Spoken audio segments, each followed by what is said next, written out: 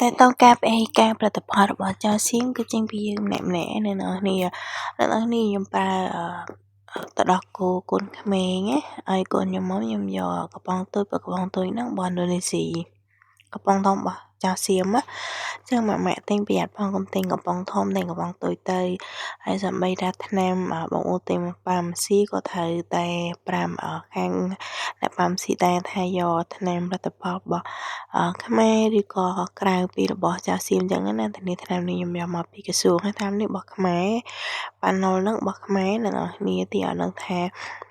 នៅស្រុកយើងចេះផលិតអត់សុទ្ធដែរគឺតកតងថ្នាំហ្នឹងគឺជាថ្នាំរបស់ខ្មែរផលិតនៅស្រុកខ្មែរតែម្ដងនិយាយទៅអស្ចារ្យមែនទែនតកតងខ្មែរយើងអាចធ្វើបានអញ្ចឹងណាតកតងបញ្ហាថ្នាំចឹងពេលបងប្អូនទៅទិញប៉ាម៉ាស៊ីហ្នឹងបងប្អូននឹងប្រយ័ត្នដែរអញ្ចឹងណាតកតងថ្នាំហើយ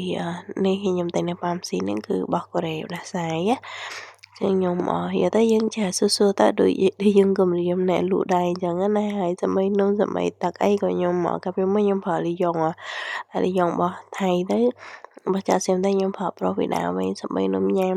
តិចតួចហើយខាវទៅនំអីខ្ញុំឥឡូវខ្ញុំដូរប្រើយូនីត្រៃវិញព្រោះមានរោងចក្រអីត្រឹមត្រូវនៅស្រុកខ្មែរបង្កើនការងារ